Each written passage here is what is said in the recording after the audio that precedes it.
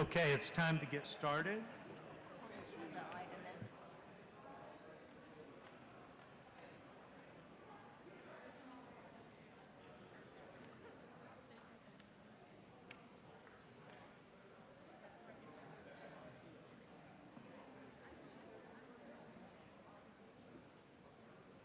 Okay, so before we get started, I want to announce that Joe Rita Colity, did I say that right? Joe Rita Colity is going to be signing for us a little bit here, and then we're going to be doing a proclamation for deaf awareness. And so we appreciate Joe Rita, and we'll talk more about her in a little bit. Now, we're going to start with the Lawton Urban Homesteading Agency. And so I'm going to call that meeting to order, and we're striking the invocation and the pledge because we're going to do that on the council meeting. And so let's call the roll. Hankins Booker. Epps. Present. Chapman. Gill. Yes. Hampton. Uyghur. Williams. Warren. Okay, business item number 1, consider accepting an offer for the sale of property located at 1914 Northwest Cherry Avenue and authorizing the chairman to sign the selected agreement and all required documents pertaining to the sale of the property. Larry. Good evening, Mr. Chairman, Mr. Mayor, and agency. I'm here this evening to ask you to consider accepting the offer to sell the property on 1914 Northwest Cherry Avenue. As you know, we did receive 2 offers, and we have recommended offer 1 based upon a few considering factors. Ms. Janice Ferguson is also here. Her company brokered the deal for us, if you have any questions. Council, any questions? Seeing none, do we have a motion? We have a motion for approval. We have a second. Discussion. Please vote. Can I ask for clarification, approval of offer 1 or 2? Offer 1. Offer 1. Yes, thank you. That's recommended? Yes, sir. Okay. Please vote. Hankins Booker. Epps. Yes. Chapman. Gill. Hampton. Uyghur. Williams. Warren. Motion carries. Can I have a motion for adjournment? We have a motion and did I hear a second? Please call the roll. Hankins Booker. Epps. Chapman. Gill. Hampton. Uyghur. Williams. Yes. Warren. Okay, that meeting is adjourned, and now I'm going to call into order the Lawton Transit Trust Authority special meeting. Please call the roll. Hankins Booker. Epps. Chapman. Gill. Hampton. Uyghur. Williams. Present. Warren. Business item number 1, consider approving the appointment of Donald Morrison as General Manager of the Lawton Area Transit Trust. Christie. Good evening, Council, Mayor, and Council. Just a quick introduction real quick. Of course, this is subject to your approval. This is Donald Morrison. He's been hired by HTG to replace Ryan Landers as the GM of LATS. He comes to us by way of Arizona. He's got 5 years CDL instructor experience, 10 years of private charter and public transit operation experience, and he's 31 years in the military, retired U.S. Army, retired Chief Warrant Officer 3. Donald Morrison, of course, subject to your approval tonight as the new LATS GM. All right. Donald, you want to say hi? Hi. I've met a couple of the council members yesterday. We had a meeting, so, and of course Dwayne. So I'm looking forward to serving the community, and it's an exciting period. All right. Okay. Thank you very much. Are there any questions from the council? Do I have a motion for approval? We have a motion for approval. A second. Please vote. Hankins Booker. Epps. Chapman. Gill. Hampton. Uyghur. Williams. Yes. Warren. Motion carries. Can I have a motion for adjournment? Thanks, sir. Thank you. I have a motion for adjournment and a second. Please call the roll. Hankins Booker. Epps. Chapman? Gill? Hampton? Weiger? Williams? Yes. Warren? Okay, that meeting is adjourned. I'm going to call to order the regular meeting of the Lawton City Council. Please stand for the invocation by Pastor Danny Elcore, who is also a longtime junior high and high school classmate of the mayor and pastor of Word Alive Church. Danny, Yes. lead us in the invocation, then we'll have the pledge. All right, let's pray. Heavenly Father, we come before you today with hearts full of gratitude. Thank you for the gift of this city, Lawton, the city upon a hill that you've blessed and you've called to shine with hope. We welcome your presence here in this gathering, and we ask that your spirit rests upon the mayor, city council, local leaders, and the shakers and movers of our community. Lord, grant them wisdom and guidance as they lead. May their decisions bring peace, unity, and brotherly love to all who call Lawton home. Help us to walk together in understanding, to build bridges instead of walls, and to serve with compassion and integrity. Lord, grant them wisdom and guidance as they lead. May their decisions bring peace, unity, and brotherly love to all who call Lawton home. Help us to walk together in understanding, to build bridges instead of walls, and to serve with compassion and integrity. We declare that Lawton is a city of hope. May we throttle up and thrive in 25, stepping boldly into the future that you have prepared for us. Let your word be fulfilled in our midst, that this is a city that is a beacon of light, in a place of safety, and a community where every person can flourish. We place this meeting, this city, and its people into your loving hands. In the name of Jesus Christ of Nazareth we pray. Amen. Amen.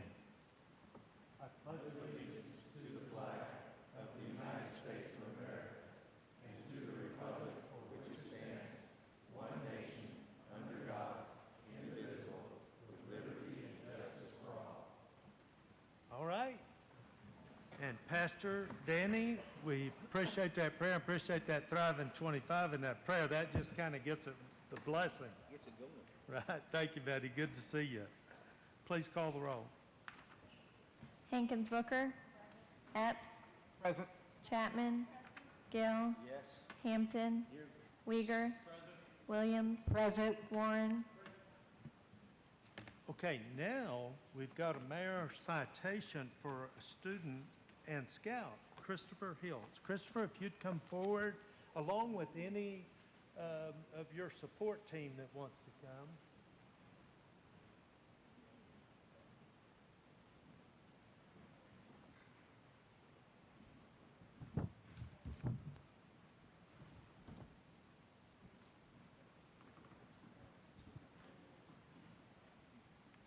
Okay, give me just a minute.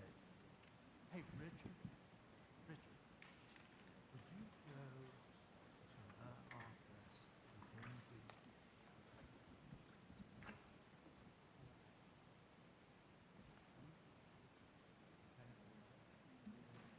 have a heart on them? All right, we got a good support team here. Is this working? Okay, we all love appreciating young people that do great things in our community, and we ought to do more of it. You know it? And so Christopher Hiltz has done some outstanding things, and he's done a Eagle Scout project. And I'm going to give him just 1 minute to tell us about his Eagle Scout project. You didn't know I was going to do that. Good evening. My Eagle Scout project is a gazebo for the Center of Creative Living. It is ADA compliant and it's wheelchair accessible.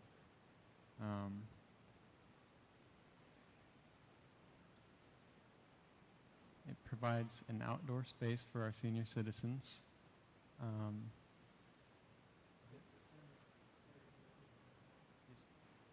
So I shouldn't have sprung. Let's get him a little music.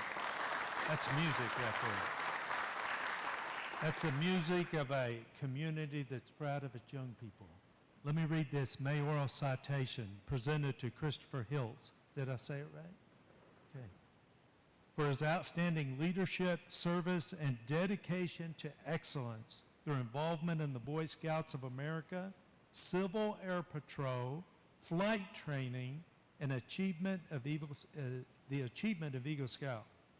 His project at the Center for Creative Living provided a lasting gift for senior citizens with a gazebo that enhances their community space. On behalf of the citizens of the City of Lawton, I, Mayor Stan Booker, am honored to confer upon you this mayoral citation. Your commitment to education at Lawton High School and Great Plains Technology Center, your success in aviation maintenance, your diligent pursuit of a private pilot's license reflect your strong work ethic, discipline, and vision for the future. Your ambition to serve in the United States military and to pursue a career in aviation exemplifies service, integrity, and perseverance. You are truly some kind of wonderful. Let's give this young man a big round of applause.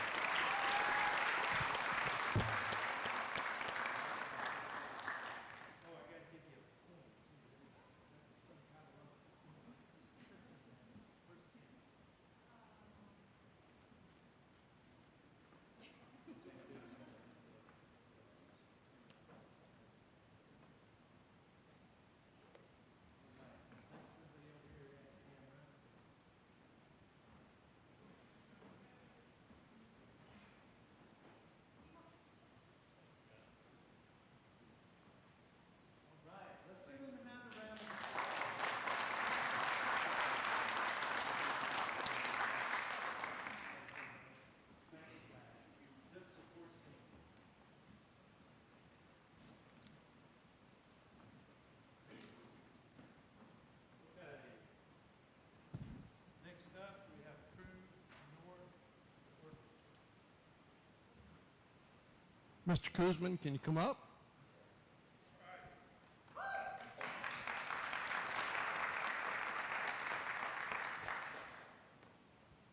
Mayor and Council, today it's my honor to present the North Star Award, or the True North Award as we call it, to Mr. Donald Kuzman, who is our cemetery sexton in Highland Cemetery. Mr. Kuzman has worked for the City of Lawton for approximately 10 years. He truly embodies the spirit of this award, demonstrating integrity, professionalism, and a deep commitment to service. His leadership has strengthened cemetery operations, supported grieving families with compassion, and elevated the reputation of the Community Enrichment Department. Donald leads with empathy, transparency, and dedication, making him a true example of our city's True North culture. Please join me in congratulating Mr. Donald Kuzman, recipient of the True North Award.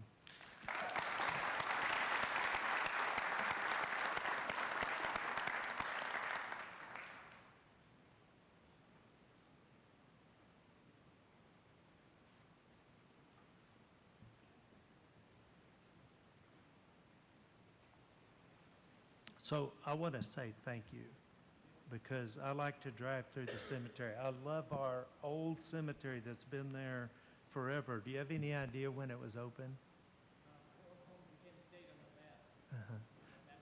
So it was open. We have Civil War veterans in there from both sides, lots of Spanish-American War. And I want to tell you, I was out there driving around earlier this summer. You've got it just looking beautiful. I appreciate your attitude and your heart's in it, and you do it with a purpose, and it makes a difference to every family member that's out there. Let's give him one more big round of applause.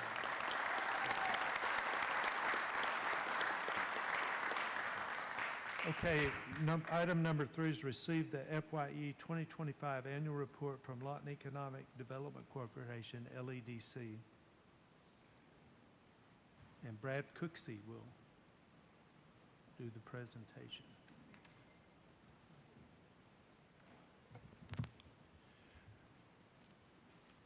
Good evening, Council, Mayor.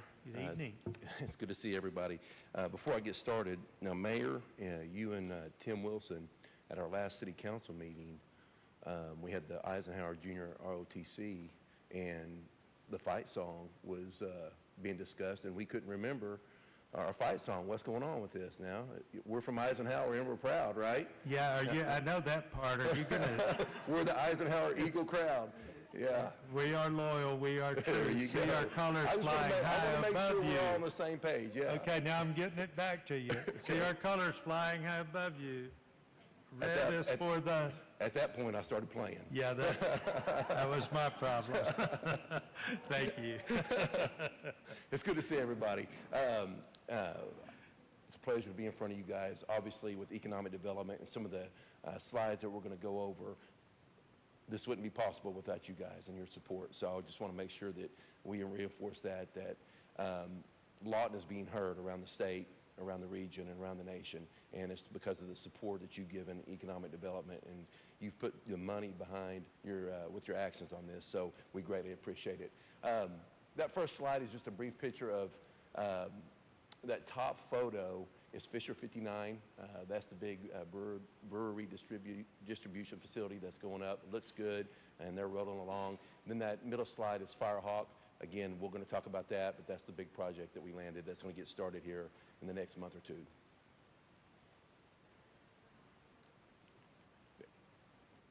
It's not going to work what? Okay, you're going to scroll. Okay, thank you. Okay, so this next slide is our board of directors. You can see we have a great group there. We've had a little bit of a turnover, but we've also kept some continuity with our board. But we have a great group, and I want to thank our board. Arthur, you're here. Mark's here. We have a great board, and they're very supportive. Next slide.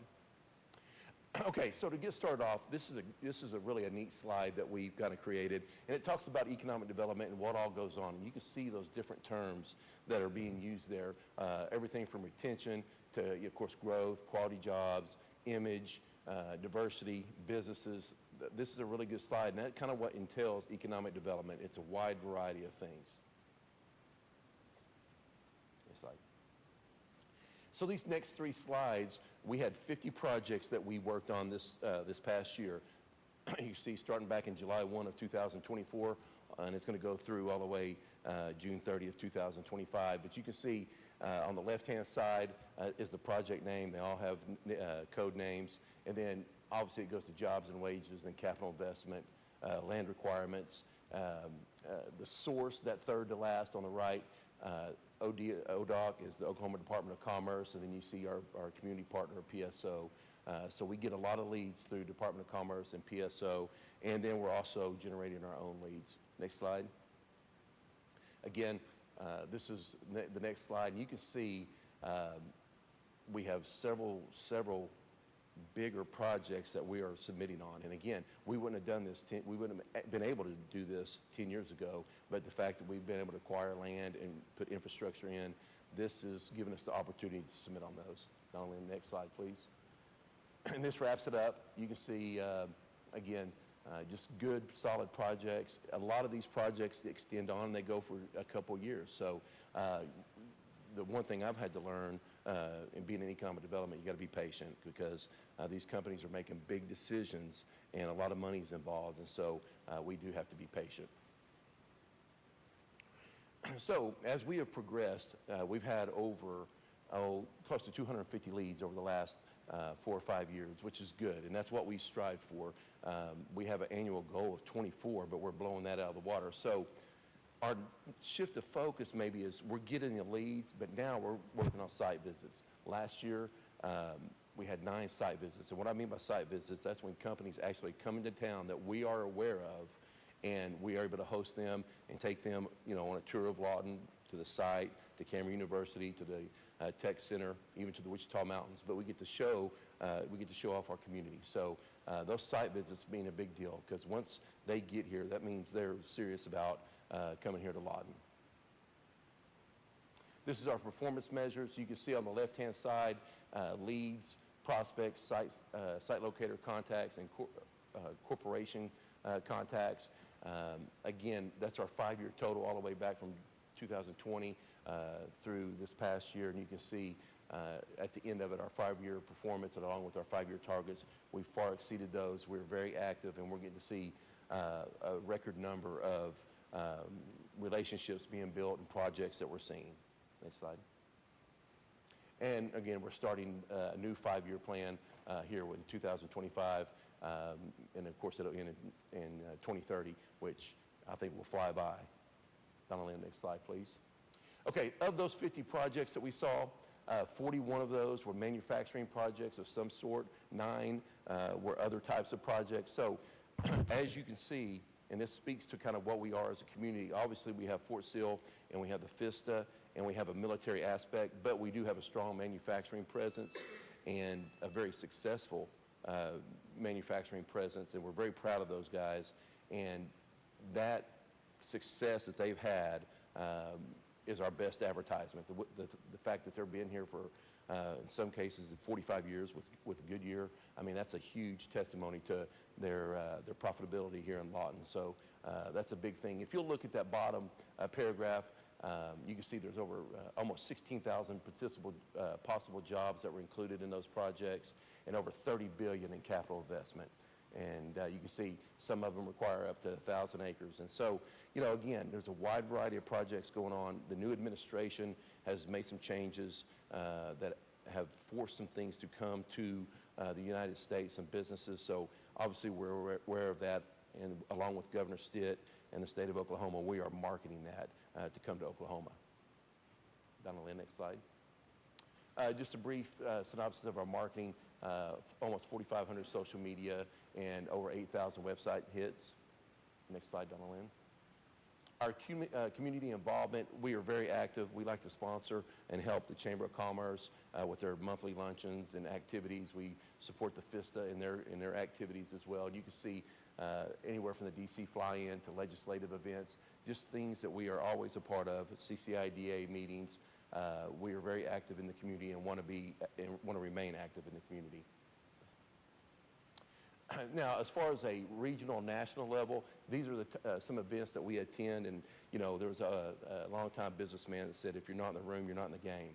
You're not in the deal." So we like to be in the room. We need to be in the room. We need to be there. And so these are just some of the events that we go to that are not only here in Oklahoma, but in Texas, Kansas City, and even in, you know, on the East Coast. We attend a lot of things that we want to be in the room so we can market Lawton, Oklahoma. I just want to go over a couple of projects that we've had. This first one is, of course, Firehawk. This is the one that we've landed. As you can see, we've got $22 million coming from the state. 18 of that has been designated P3. The other $4 million is being worked on within the state right now, so we're going to get $22 million. That first sum of money is scheduled to be coming to us in October, so we're looking to get this Firehawk project kicked off relatively soon. Obviously, it's going to have over 100 jobs, and it's going to be a really good deal as we move forward, but a great win for Lawton. And I'm going to speak on Firehawk in another slide here in just a second. This is Project Pony. Again, I'm going to we put these projects, there's 4 or 5 of them on here that I want you guys to see just the type of projects that we're looking at. Capital investment of $33 million, up to 300 jobs. It came from a relationship that we have with a developer in South Carolina. He knew of us and knew of Lawton, Oklahoma, and so with that, they were able to come visit, and they've been here twice, so that's one of the site visits that were counted, but they've been here twice. Next slide, Donald. Project Elevate, this is a huge one. As you can see, maybe not so much in jobs, it's only 45 jobs, but look at the capital investment, it's $400 million. This came from the Oklahoma Department of Commerce, and this includes a CO2 feedstock, which they have to have, but again, these are complicated projects, and we're able to kind of finagle some of the land acquisition and things of that nature to help meet the needs of these types of projects. Next slide.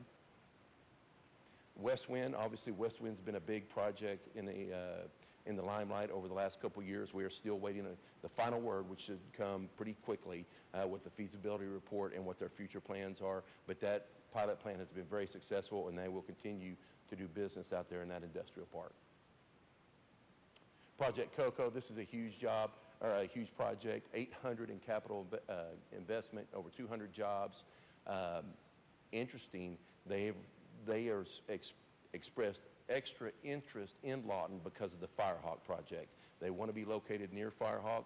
So this is a project that we feel has a good chance of landing because of its, of the relationship they built with Firehawk, and Firehawk's coming here. Next slide. Project Thesis, this is one that's right on the cusp here. 30 million in capital investment, 355 jobs. You guys, the mayor, I know you and John are on our board, so you guys know what this project is all about. And we submitted our LOIs last Friday, and it's down to 3 locations in Oklahoma. So Lawton is one of those, and we're anxiously awaiting some more feedback on that. Okay, so these are 2 different types. EDF Renewables is a solar panel project that they have acquired several acres, when I say several, hundreds of acres of school land commission land. And so they are going to do a project out there, and this could be very beneficial not only to the city but to the county. I know Richard, being with LEDA, is working on a project with them so that it's beneficial to both the city and the county. And then obviously data centers. If you've paid attention in national news, you've seen data centers be a big point it's a big talking point, and that's where the power comes into play. AEP PSO provides a lot of power for us, and so we're an attractive place for these data centers. And we have 4 data centers that are battling. It's a race to get power, and so whoever can do the most legwork to acquire that power first will be the first one to the table when it comes to putting in a data center. But these are very, you can see over $4 billion in capital investment and over 400 jobs. So these are very, when people think data centers, the Google data center up in Mid-America Industrial Park, that's been a huge thing for them, and they announced an expansion last month with that. So these data centers are a big deal. Go ahead to the next slide. I'm going to skip that one. So the state of Oklahoma, I've mentioned that May, June time frame. It was the most successful month in economic development in state history. And that's a big deal. And the reason why it was the most successful month in state history was because of 3 projects. The first one, on that second slide, CBC Global Ammunitions, that's going in Mid-America Industrial Park. And I just put in there, they got $10 million from the governor's closing fund to fund that. The third slide is Emirati's Global Aluminum Smelter. It's going in the Port of Inola, and they've been awarded $255 million through the LEAD Act. And then you can see the last one, Firehawk Aerospace. We got $22 million from the state to do this project. And the most important thing about this is we're going to be the first one to the table. Those other 2, even though they were announced, they got some work to do. This one is ready to go, as I mentioned. The first sum of money is coming in next month, and so we're going to be able to get this started fairly quickly. So the most successful month in state history and economic development, we're part of it. So that's a big feather in Lawton, Fort Seals cap. Next slide. I'm going to skip that one too, please. This slide, relationship matters. Relationship matters. I'm a big relationship guy, and you got to have the relationship not only within our city, with the city council and with our community, but we got to have relationships outside of Lawton, at the state level, at a regional level, at a national level, and that's what we do. And we're putting Lawton on the map. Again, I mentioned that saying, if you're not in the room, you're not in the deal. We try to be in the room, and we try to develop those relationships. Momentum, we got a lot of momentum going on right now with what we're doing in the Economic Development Office and with FISTA and with what Fort Seals doing. We're being known. Trust me, people are talking about Lawton, Oklahoma, and we're just going to keep going. That Firehawk project was a big one, and we're going to look to capitalize on it, so we're going to keep the momentum going. I think we got one more slide, Donna Lynn. Thank you. Again, at the bottom of that, you see our staff with Richard and Nicole and Tanya. I love our staff. We do a good job. We work hard, but we thank you guys because you guys help us and give us the ammunition to go forward. Thank you. All right, sounds like you guys are pretty busy. With 50 leads a year, that's about 1 a week. Mm-hmm. And so I know each one has to be customized and all that. And I will say it seems like things have just been on steroids since COVID. Are we seeing any slowdown in those leads, or is that staying still pretty high? No, it's staying pretty high. As you saw, I guess 3 or 4 years ago, we had 79 and 70 leads, and this year we had 50. So it's still rolling. I think the new administration, again, has put an emphasis on doing doing business in the United States. And I think that makes a world of difference, with people wanting to come here. And there's, obviously tariffs has been a big thing over the last 6 months. It's been in the limelight, and that affects things a little bit. So there's just a lot of things that go into economic development. And Mayor, I don't foresee it slowing down. Everything is, the money makes a big deal, and you can be more profitable here in the central part of the United States than you can on the east and west coast. And everything we do is really economic development, including everything we do with Propel 2040, the water, the aquatic center, the sports facility that's going to be coming, everything that we do, the streets, the Kids First agenda, it's really all economic development, but you're kind of on the front line there. Council, do you have questions? All right, thank you for coming, Brad. All right, thank you. Appreciate everything. All right, and that brings up 2025. Oh, we're striking item number 4, LETA report. They've asked to move that to the next meeting. By the way, just for the citizens, these are required reports based upon support agreements they have with the City of Lawton. Item number 5, 2025 International Festival Information Presentation. Jason. All right, Mayor and Council, the International Festival Committee and the Arts and Humanities Division with the City of Lawton, we're just excited that International Festival is back again in its 46th year. And it's going to take place September 26th through the 28th from 5 p.m. 5:45, sorry about that, 5:45 starting on Friday all the way to 5 o'clock on Sunday. So if you're looking for food, you can get malasada from Pali Huli Huli, you get pupusas from the Salvadorian food truck, you got Greek gyros from Food to Go and NFA Grill, Brathaus from the German Das Brathaus, and so the food will all be out there. For entertainment, we have Mexican folkloric dancers, Motown Alex and the Nightview Band, Edgar Cruz and the Flamenco Dancers, and then Hydromatics coming out of Tulsa. They have actually 3 different performers that are the Oklahoma Blues Hall of Fame that'll be out there. And going with the whole Kids First initiative, we have Little Valley Farms and Exotics that are going to have all the cute little animals out there. And then we'll have Joe Coover, who's a magician, out there on Sunday, an internationally themed escape room and rock wall. So it'll be family fun, and we just look forward to seeing everybody out there.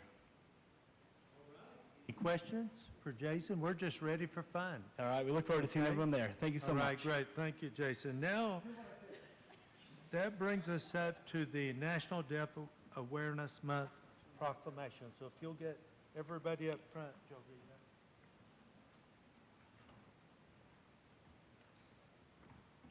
Obviously, this is one of those that's very important to me, and we've never really recognized deaf awareness in our community. But in 2014, I was functionally deaf before I got cochlear implants. And so I want to tell you, it's these youngsters, especially those involved in our school, they just deserve a little appreciation for going the extra mile to make everything work and get into the workforce and being productive members of society. Because believe me, it's a little bit different. And so I want to read this proclamation so that we can all be a part of Deaf Awareness Month. Whereas September is recognized across the nation as National Deaf Awareness Month, a time dedicated to increasing public awareness of the challenges, achievements, and contributions of people who are deaf and hard of hearing. Joe Reed is doing a great job because I got my head down. She can't read my lips. Okay, I'm going to try to do better, okay? Whereas more than 466 million people worldwide, including millions of Americans, experience some degree of hearing loss, and it is essential to promote greater understanding, acceptance, and inclusion for individuals who are deaf or hard of hearing. Whereas the deaf community has a rich history, culture, and language, American Sign Language, which is recognized as a vital form of communication and expression of identity and heritage. And whereas National Deaf Awareness Month provides an opportunity to celebrate the accomplishments of deaf individuals in every field of endeavor, from education and business to science, sports, arts, and public service. Whereas the City of Lawton reaffirms its commitment to ensuring accessibility, equity, and respect for all people by encouraging awareness, understanding, and advocacy on behalf of individuals who are deaf or hard of hearing. I therefore, in witness of those who have set their hands hereto, do hereby proclaim the month of September 2025 as Deaf Awareness Month and encourage all citizens to recognize, celebrate, and encourage our children. Let's give these young folks a big round of applause.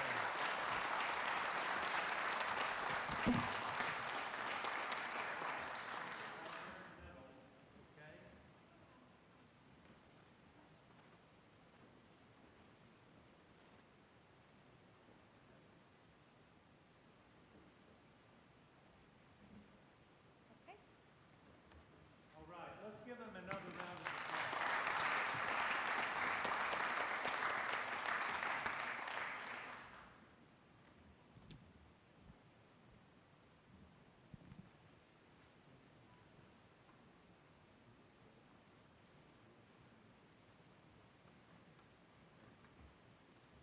Right, now we're going to do open streets, right? And I'm supposed to read the proclamation, then we're going to have a video. Is there anybody here representing open streets? Okay, come on down. Gotcha. All right. All right. Okay, very good. Good to see you.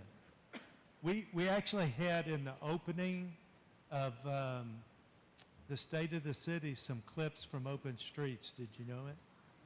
One of it was Councilwoman Marianne Hankins Booker trying to hula hoop. And if I would have realized we were having this, we'd have had that video again. But we didn't. Another one, my granddaughter was in there because my grandkids love to come down and go to open streets. It's so much fun. Whereas the Fit Kids Coalition of Southwest Oklahoma is a coalition of community partners dedicated to reducing childhood obesity and making Lawton Fort Sill a healthier community for our children. I'm sorry I'm laughing. The print's so small on this. We're going to have to get bigger pieces of paper or something. Whereas for the past 10 years, the Fit Kids of Southwest Oklahoma, along with Comanche County Memorial Hospital TSET Healthy Living Program, that's a mouthful, the Comanche County Health Department, the City of Lawton, and numerous other community partners have organized a biannual health-based open streets event on C Avenue in downtown Lawton. And whereas Oklahoma ranks 49th in the nation for deaths due to cardiovascular disease, 48th in deaths due to cancer, and 42nd for premature death, with such outcomes being linked to obesity. Whereas to address a 4.6 increase in obesity from 34 to 36 basically in the past 2 years, maintaining Oklahoma as one of the most obese states in America. That's no fun to read. The Oklahoma State Department of Health published an obesity prevention plan with a stated goal of decreasing the rate of childhood obesity in Oklahoma by 4% by 2026. Whereas Open Streets is a free event featuring designated areas for physical activities, a platform for local businesses to engage with the community, a venue for street musicians, artists, and performers to entertain, and spaces for informational booths and workshops that contribute to the betterment and health of our community. Whereas this fall, the Lawton Fort Sill Open Streets event will occur on September 20th from 10 to 2 on C Avenue between 2nd Street and 5th Street, with the theme being Bouncing in the Fall, and will include a whole block of inflatables that will be free for youth attending. The City of Lawton's Kids First initiative reflects our commitment to build a healthier, brighter future for the next generation by prioritizing children in every decision we make. I love that. And through programs that emphasize health, wellness, safety, and active lifestyles. The city works alongside community partners to ensure that events like Open Street directly support Kids First values and empower youth and thrive. Therefore, by the power invested in me, I do recognize Saturday, September 20th, as Open Streets in Lawton, Fort Sill, and encourage everybody to come and have fun and don't eat chicken fried steak for a week. Let's give these guys a big round of applause. Let me get that here.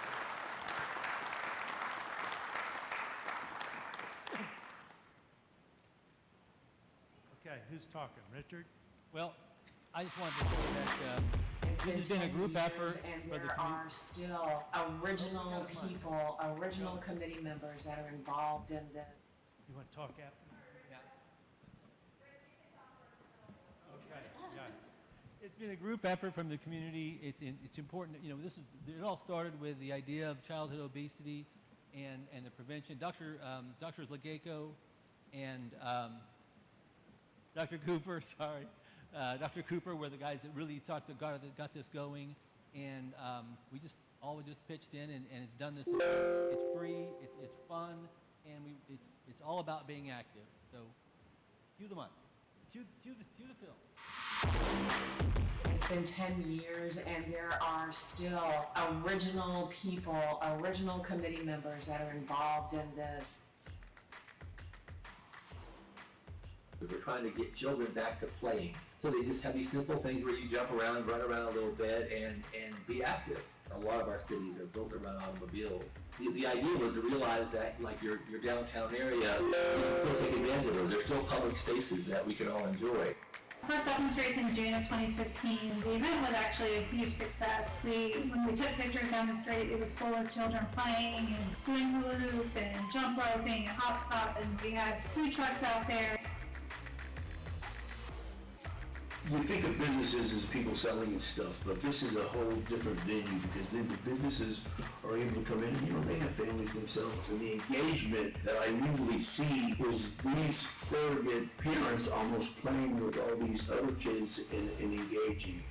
We are doing a block of bouncies. There's obstacle courses that'll be there, but it's going to take up a whole block. We're going to do a cooking demonstration this year, so that's another big thing that's going on. It's an opportunity for our kids to come out and play, but also their parents to come out, learn about what's new in the community. They get to learn about services that are available, organizations that are here to help them, and it really brings out a sense of community.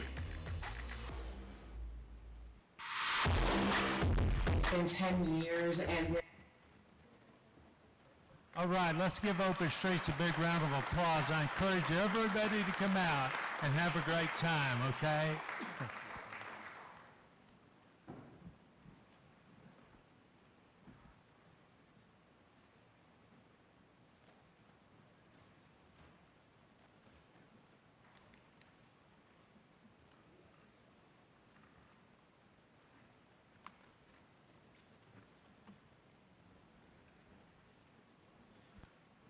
Okay, and that brings up our reports for mayor, city council, and city manager. And I wasn't here for the swearing in.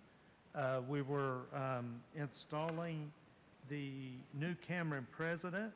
So I appreciate Councilwoman Hankins Booker running that meeting. And I want to welcome Teron Epps. And Teron, Councilman, I'm very proud of you for stepping up to serve your community. I know your heart. I've known you for a number of years when you were working at the chamber. You're very community-minded. And I want to warn you, this is addictive. Helping people is addictive. And so I'm just giving you that warning and welcoming you. Also, Councilwoman Marianne Hankins Booker, this is your last regular council meeting unless we have a special meeting between now and 2 weeks from yesterday, which is the date of your resignation.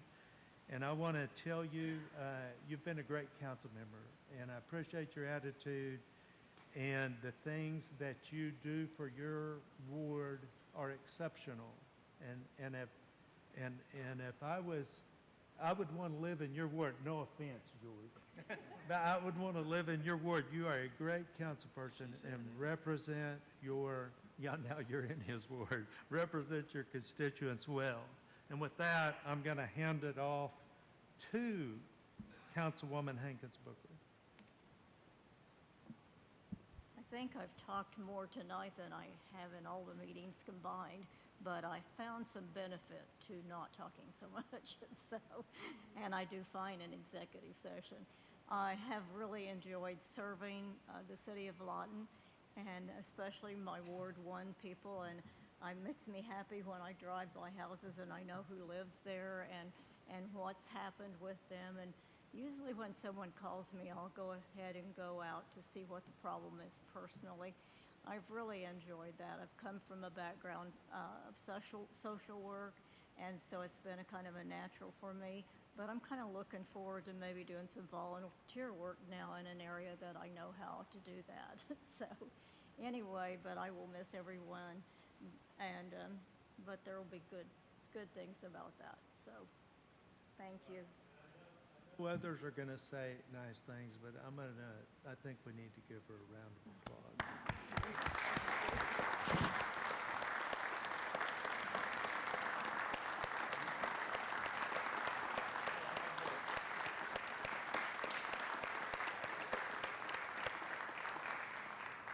Okay, and the new councilman from Ward 2.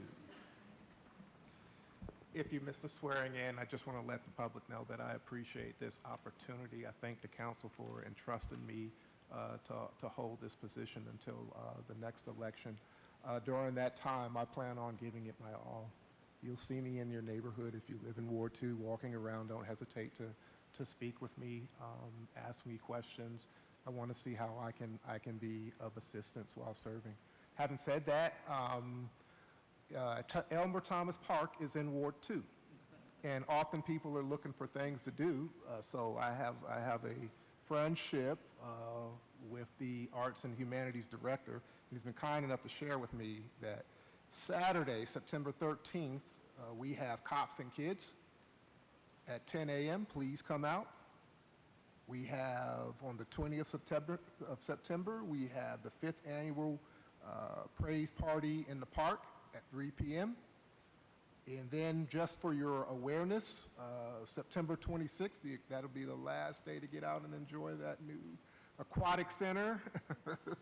And then the last, and you've already heard about this, and if you haven't been, you have to come out to the International Festival. That is absolutely an amazing time here in Lawton. So come out to Elmer Thomas Park. There are things to do in Lawton. All right, thank you, Councilman, and Councilwoman Chapman. I like that last sentence you say, because people say, well, there's nothing to do in Lawton. Hello? Yes, there is. Well, I have to say something to Councilwoman Hankins Booker. She's been my mentor. She has helped me all the way through these 6 years for me, and has been my right-hand person, and I know that I can always call her when I need some advice or some help. And I will sorely miss you, but you're on a new journey of life, and that's exciting too. Okay, Mr. Gill. She'll still have plenty of time to help, I'm sure. Good to see a good crowd here tonight. Always happy when the citizens show up. It was a day to vote, so you'll have to hurry if you haven't voted. You don't have very long, about 15 minutes. A quick update on the streets. 38th Street, they're laying base down right now. We will be done with one side of that pretty shortly hereafter. The other side will start, so I expect here in just a couple of short months, we'll have 38th Street all done. We're turning the corner. Bids went out 2 weeks ago to start on 38th Street on Lee Boulevard and go to 52nd Street. Bids are out. We should get those prices back in about another week. Once we get those bids, we'll bring it before the council. They'll vote on that, and we'll start construction in that. So I expect to see construction on Lee Boulevard within about the next 30 days. And then right after that, before the end of this month that we're in right now, September, we will start on the 105 streets, and that'll affect everybody in town. And when people say, well, I want them in my area, well, I want them over in this area. The streets in Lawton are for everyone, and I think everyone in this town goes east to west and north to south, so everyone's using those streets. So when a street goes in, everyone uses that street, because I know people from the east, they go over to the west to eat, and people from the west to go over to the east. We have a lot of activities and things to do over there also. So our street program is very much alive and well. Thank you. And Mr. Hampton. Thank you, Mayor. I would be amiss not to mention my farmer's market. Make sure you get down there. It is harvest season, being the end of October, so there should be still be some fresh vegetables down there. I do want to say to Councilwoman Hankins that it's been a pleasure working with you. As you remember, before I was even a council on council, I worked in LEDA together with you. So it's been 15 years or something. It's been a pleasure, and I look forward to more around. As Councilman Gale said, you will be around. We will see you. I was going to say something about the open streets, but of course we've said something. I just do want to say something quickly about that Election Day reminds me of, and that's freedom. We take for granted the freedom that we have here in the United States, you know, when you don't really think about it all the time. But if you've ever been into a third world country, then you can make a comparison on what we have here. Many people complain, and the beauty of the United States is that you have the freedom to do that, because in other countries you're not able to do that. So I just want to let everybody know I'm thankful. Think about your freedom and think about what you have. Think about the ability, even if you don't have anything, to go from rags to riches. You do anything you want here in this country, and it's a wonderful country, and elections are really, really a big part of that, because that's how we have a voice. So I just want to say that I'm thankful for that. Thankful for all the military, because I have a very close loved one that's over in Iran right now fighting for those freedoms, as well as probably some of you others. But I just thanks for the opportunity to say that, Mayor. Thank you. All right, Mr. Weaker. Thank you, Mayor. I'd like to just say to Councilwoman Hankins Booker, you know, the Bible tells us in Proverbs 31, it speaks about a virtuous woman. And one of those characteristics, Councilwoman Hankins, is that she's a virtuous woman doing good. Thank you for the good that you've done for our city. It's greatly appreciated, even though sometimes it's not always acknowledged as it should be. But we do appreciate all your service and your example that you've set in making a difference in the lives of our citizens. So thank you once again. All right, Ms. Williams. To Councilwoman Hankins Booker, I'd just like to appreciate the dedication that you've given throughout your ward and to this council also. Just sometime that when we were in the executive meeting, just sitting there watching you and observing you, and I thank you for exemplary example that you have been. I'd like to say this coming Saturday, September the 13th, we will start our Loudon View painting project. It was on KSWO this past Friday and in Sunday's newspaper. If we were going to paint up to 3 homes, if you need your homes painted. I've not only got phone calls from Ward 7, I also got some phone calls from the other wards, but it's specifically for the Loudon View area. And how we are financially financing this was where the citizens have come together and they've given donations to help some of those that might not have been financially able to have their homes painted. Just want to say thank you all so very much for that.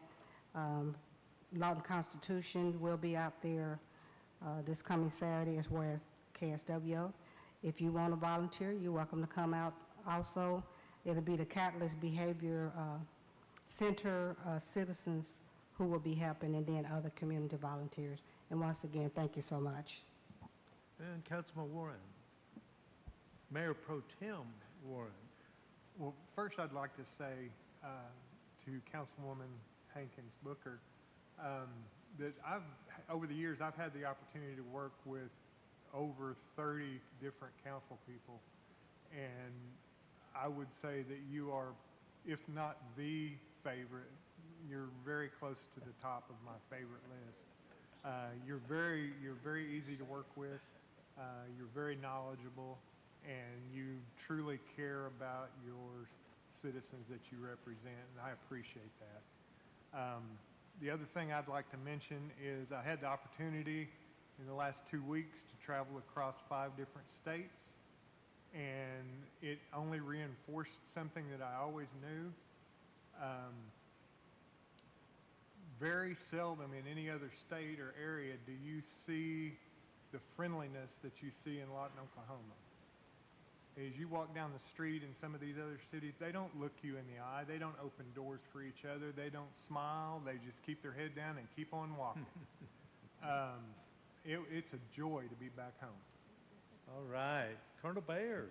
All right, so I'm going to jump on this train here. I want to congratulate Congresswoman Mary Ann Hankins Booker. Well, that's a mouthful right there. I want to say thank you very much for all the things that you've done for the support for the Lawton Fort Sill community, and coming out onto Fort Sill quite a bit and supporting what we do. And it's absolutely amazing, and relationships matter. It's really important for us. Hey, for everybody, if you don't know, we've been putting this out for quite some time. Tomorrow is the day where we're shutting power off for 8 hours. All right, so from 0400 to 1200, we're going to shut power off. It'll phase back on. We expect between 6, 7-ish.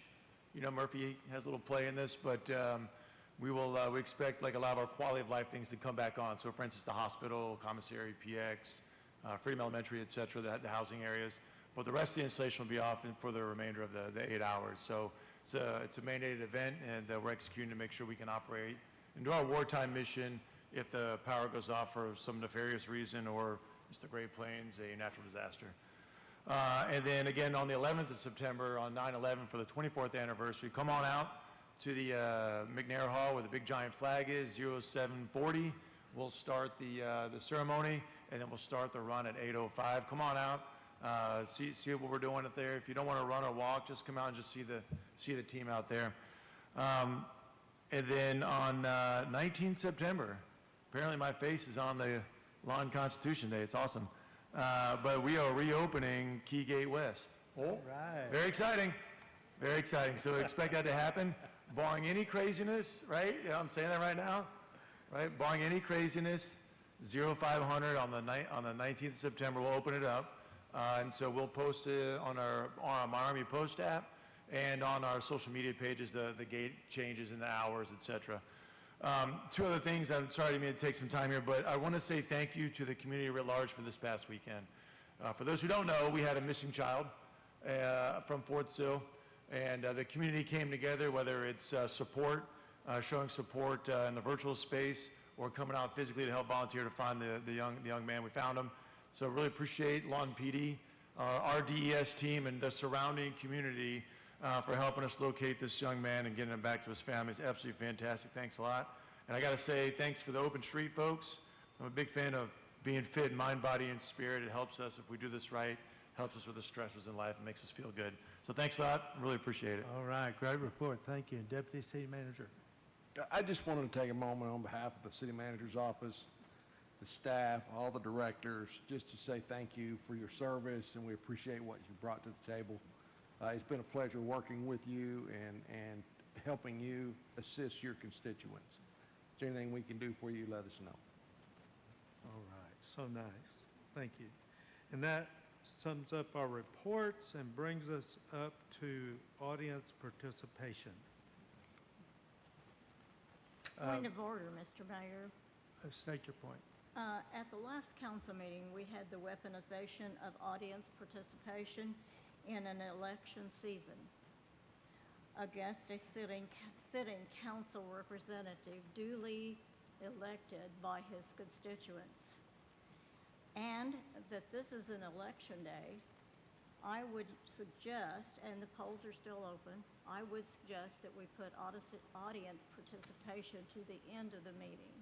Okay, that does not require to be on the agenda. It's procedural. Are you making a motion? I am. Okay, so we have a motion to move audience participation to the end of the agenda. We do have a second discussion. Please vote.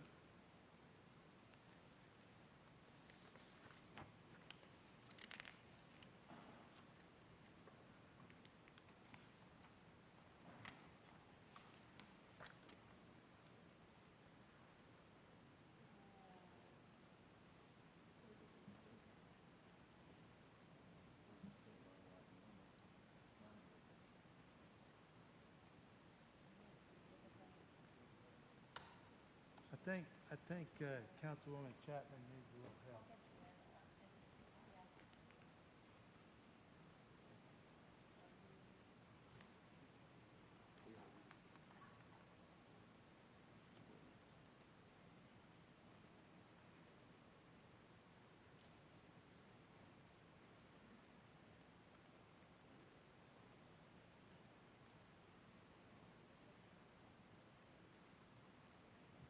Councilwoman Williams, I can take a verbal vote from you if you'd like.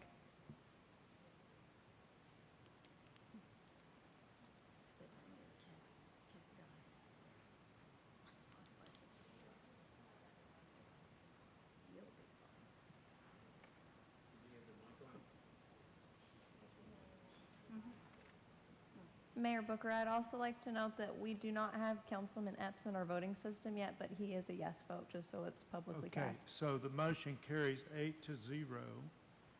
And so somebody's going to have to remind me. Are you going to remind me? Okay. Well, the motion was the end of the agenda. Okay, that moves us to consent agenda, and we're pulling item 19, council. Pulling item 19. Are there any other items you'd like to pull? Seeing none, can I get a motion? Mayor and council, I make a motion that we approve the consent agenda as presented, with the exception of item number 19. Is there a second? Would you have a second? Please vote.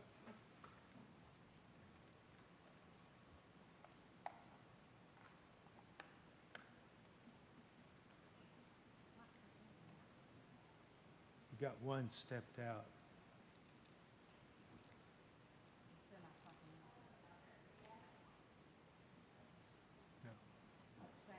No, no, you're voting on the consent. We're going to talk about 19, and you're going to abstain in a minute. Councilman Epps was a yes vote. Okay, so motion passes 7-0 for consent, bringing us to item 19. And the reason this is being pulled is this is Miss Williams' church, and she wants to abstain. Consider a request to pay a fee in lieu of on-site stormwater detention for the property located at 5901 Southwest Lee Boulevard in the amount of $115. Move to approve. We have a motion to approve and a second. Please vote.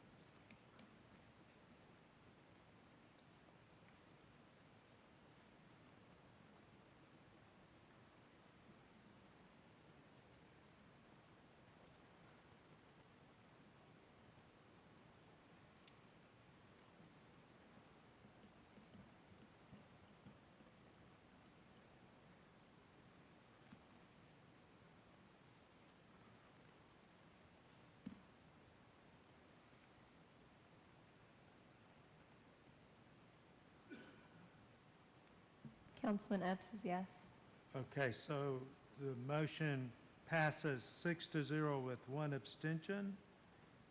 And that brings up item 23.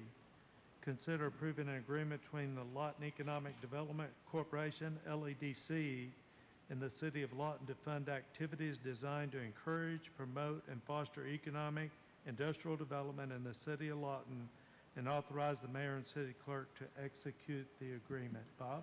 Mr. Mayor, I'd move to approve the original operating agreement with the LEDC without the amendment. And we have a motion and a second. Discussion? Please vote.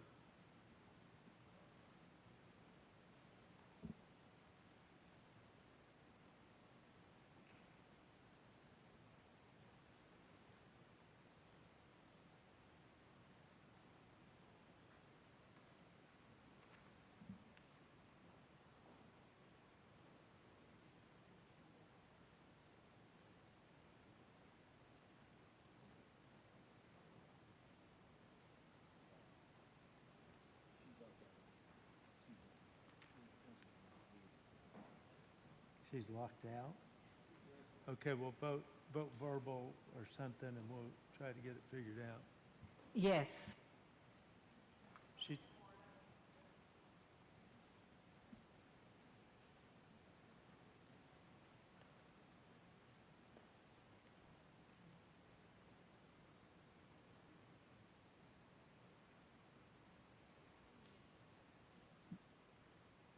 and Councilman Epps was a yes vote. And because we're having some issues, I'll call roll for the rest of the meeting. Okay, this is a 7-0. Is that correct? Motion carries 7-0. Bringing up item 24, consider approving council policy number 4-08, maximizing taxpayer value strategy, cost of delivery of service per capita as compared to peer cities, in order to increase efficiency and strive to become the most fiscally responsible city in Oklahoma. Council, I'll be happy to field any questions that you have here. What this is about is that it should not cost more to live in Lawton than it costs to live in any of our peer cities. And the first step that we're going to take in getting there is to calculate the average cost of our peer cities. In other words, we'll take all of our peer cities, figure out their cost of operations per capita, and then we will strive to meet the average of that at or below it by our next budget cycle. Then, and it's quite possible this will have to come back for some changes, because typically you don't get it right the first time and you run into roadblocks. But it'll get us started, and so I'd appreciate your support, but I'll field any questions. Yes, sir. Thank you, Mayor.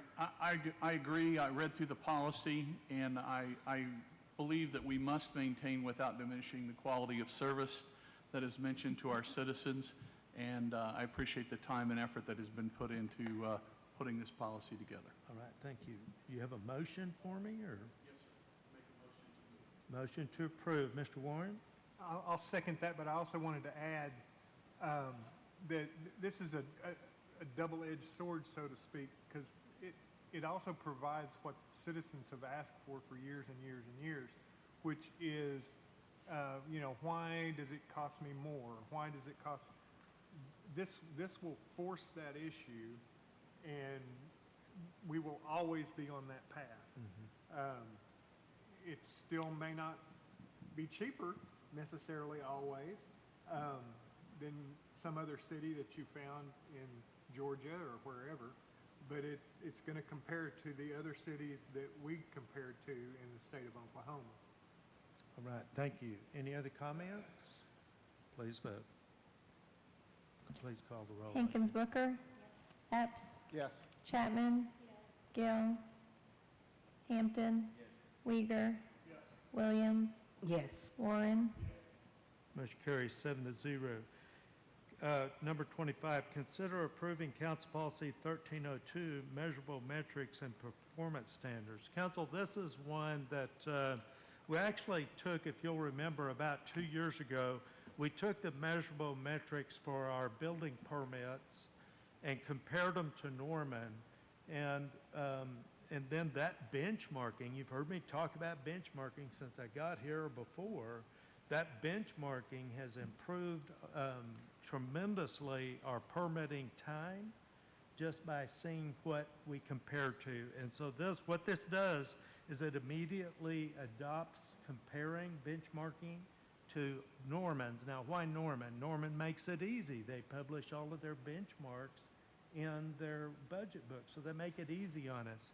It also requires us to go the extra step and work with OML, as does the other policy whenever, actually that was the other policy that requires us to work with OML.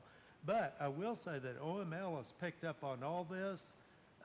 Frankly, I was the chairman of that committee and it got dropped when my wife passed away. I've talked to several and they're ready to refire that back up, and this will be a giant step forward.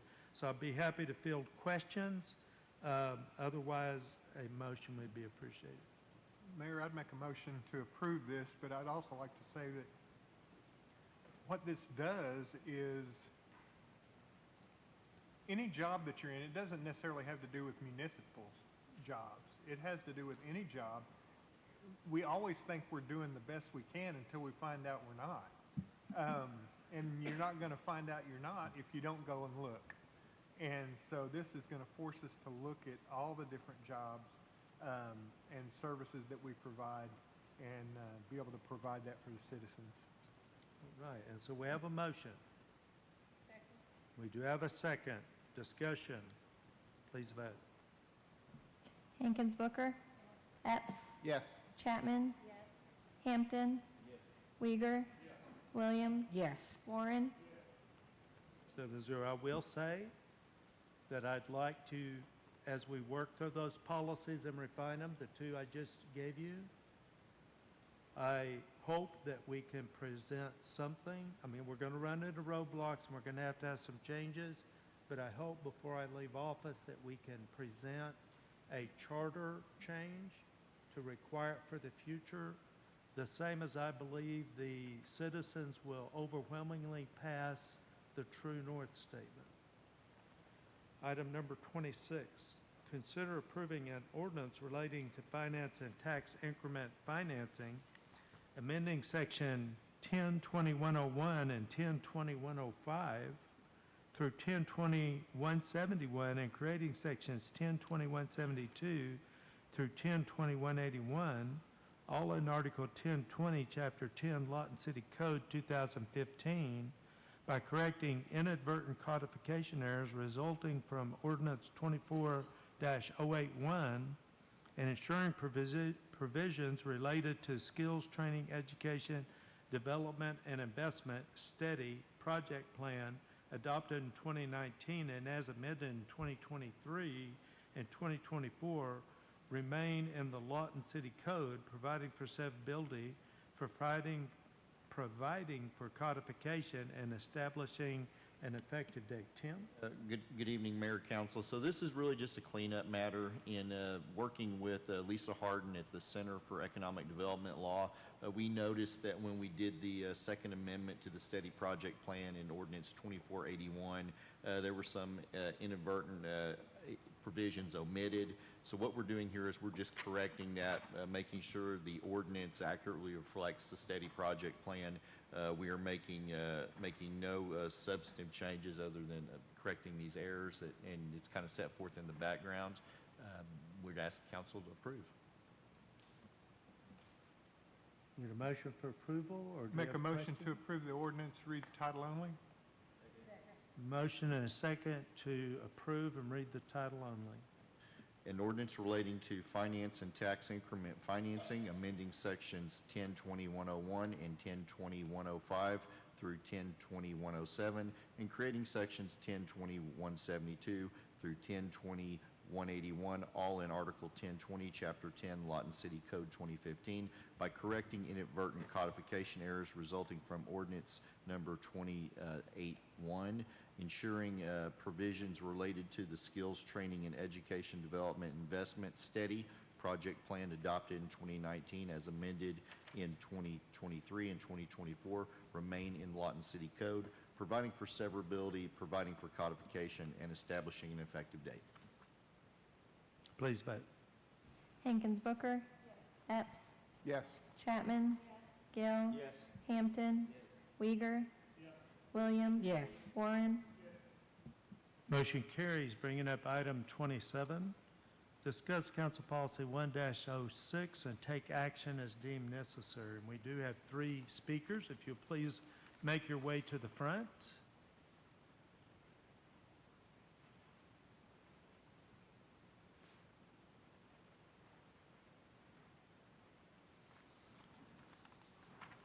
And Cindy McIntyre is in front, so she'll go first.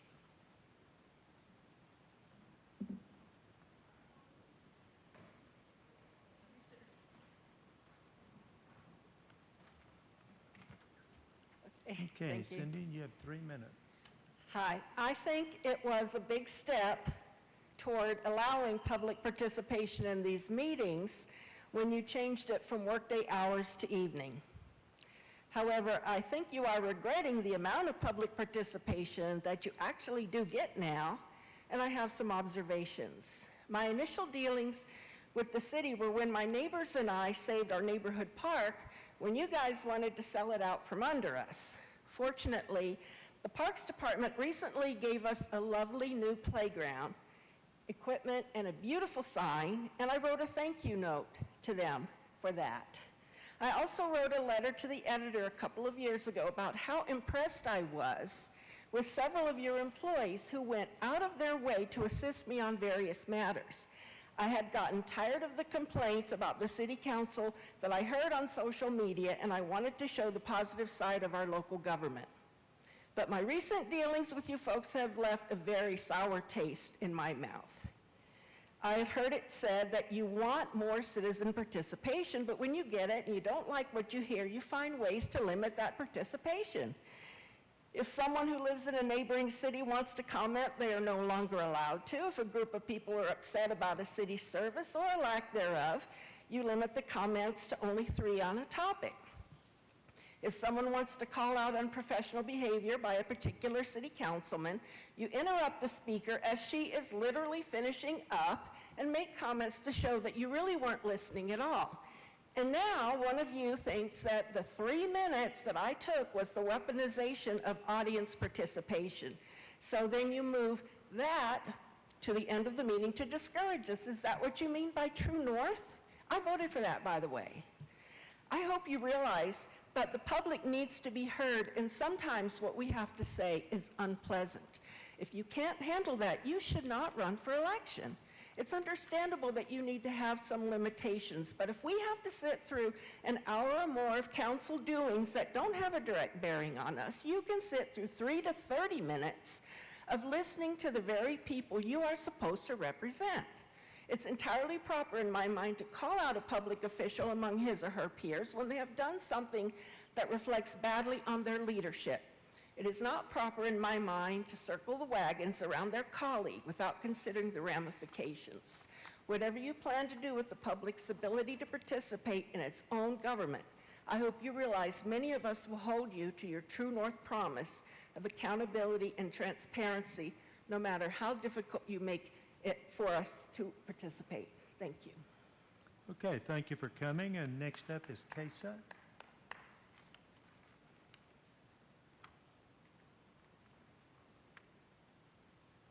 Okay, Casey, you have 3 minutes. Awesome, thank you.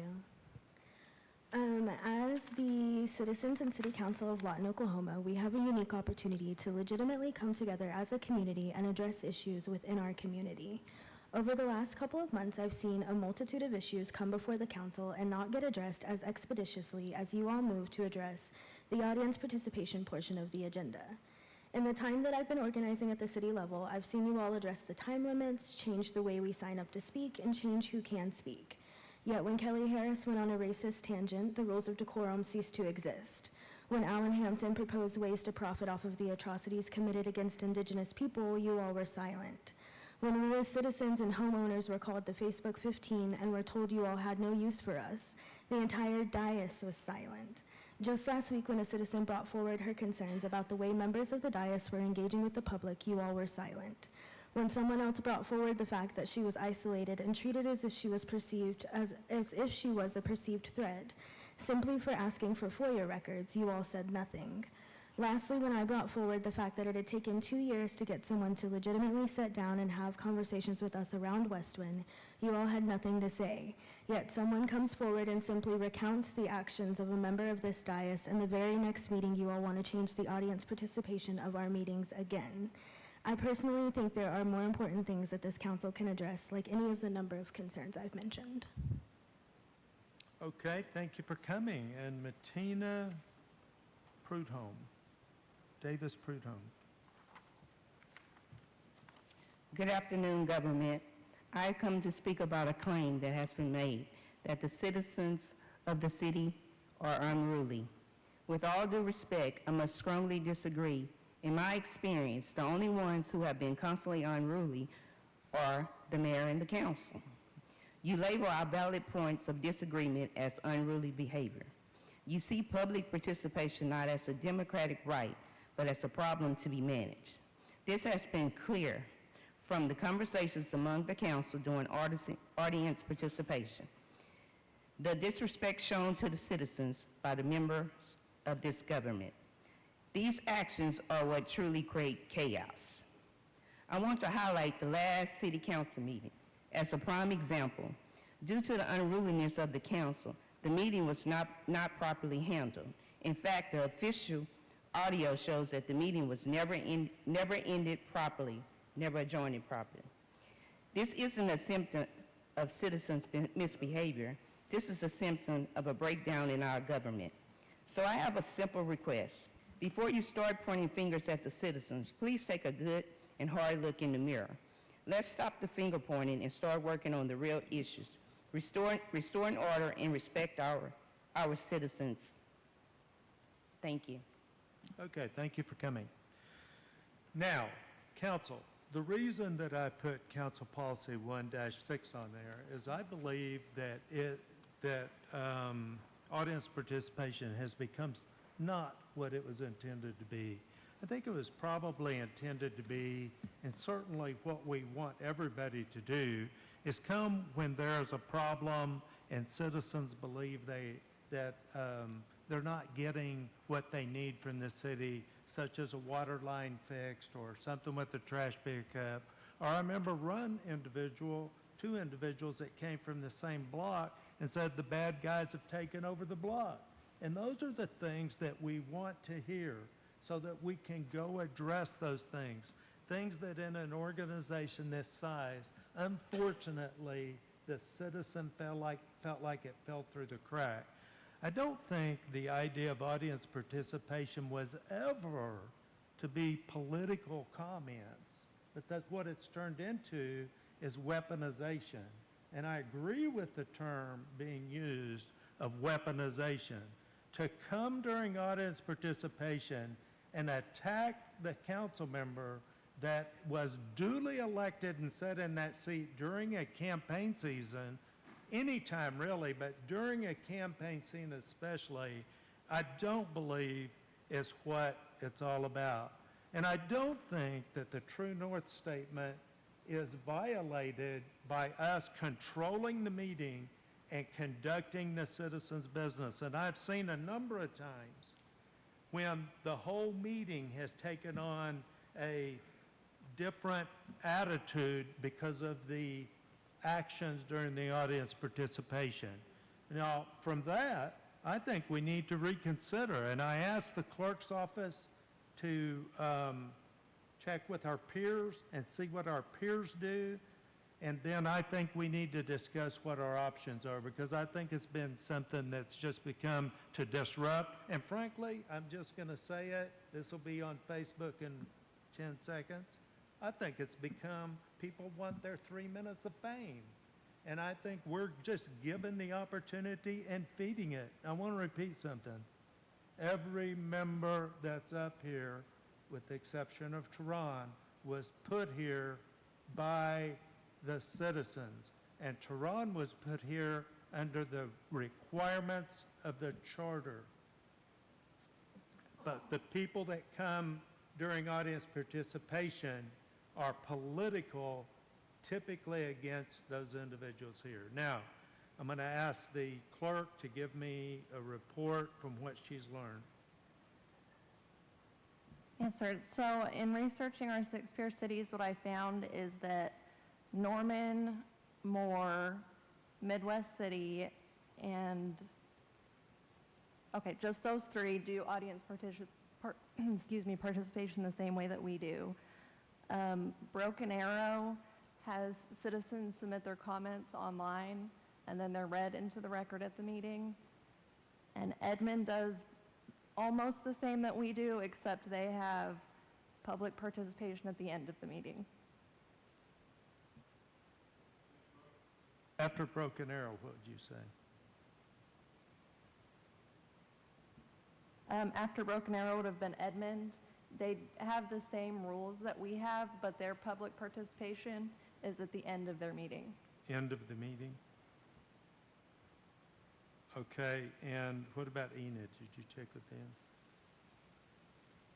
them? Enid does not do any sort of audience or public participation. I thought you had told me that one did a meeting before where somebody was present to listen. Did I misunderstand? I think so. Oh, okay. All right, so there you have it, council. And I'd open the floor for discussion. Who'd like to speak? Mr. Warren. I I wasn't here for the last meeting, but I can say that no one in the public would put up with a council person running for office from the dais during a meeting. It would not be allowable. There would be people in the streets with feathers and tar, and, you know, we would be the most horrible people in the world if you mentioned the election while you were up for election. And the same should be true for citizenry. It's not the type of comment that needs to be made during an election. I don't think that public comment was ever intended to be political in nature. I think, as the mayor mentioned, I think those was for a time for somebody that's having a problem with their water, their sewer, the way their fence is being forced on them to build, or something of that nature, something that they can't get their council person to bring to council, because usually that's the way this is handled. If you've got a problem, you go to your council person, and they either get staff to take care of it for you, if that's the way it can be done. If it can't be, then they bring it to council as an agenda item, and then we look at it. But to take up, quote, the public's time with what are literally personal objections to the way things are done, we don't have the ability to discuss with an individual that comes forward their complaint. So it would be much more productive for them, if you've got a real complaint about the way the council does something, or the way that something's handled, or something to that effect, if you were to send an email to every single council person, that would give the council person the opportunity to respond back if they wanted to. Whereas if you come to council and speak during audience participation, we can't comment. All we have to do is listen. So you haven't accomplished anything other than, as has been said before, maybe get your 3 minutes of fame on Facebook. I think it's important for people to talk to their council people. But you're not going to accomplish anything by talking and not being able to respond back and forth. And we can't do that during audience participation. So the way that it has been working lately, where people come forward with a problem such as has been done in the last couple of weeks, and we direct them to the city manager's office. And the city manager's office handles the problem. And that can be done really fast. They just explain their problem, and they get directed to the proper staff, and it could be done at the end of the meeting, and that shouldn't be a problem. The whole idea is for them to get their problem handled, and that way the council can get on with all of the people's business. Just my thoughts.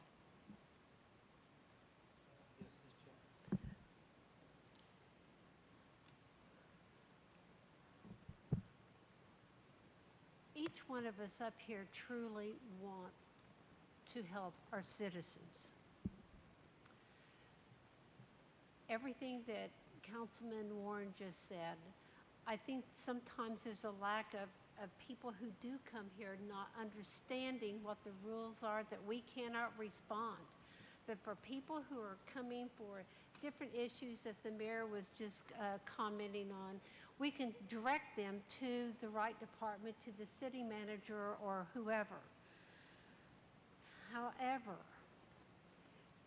you can be upset with a concern without attacking individuals on this dais. There is a way of coming to us, emailing us, talking to people who can help you, but sometimes we can't give you the answer that you're wanting.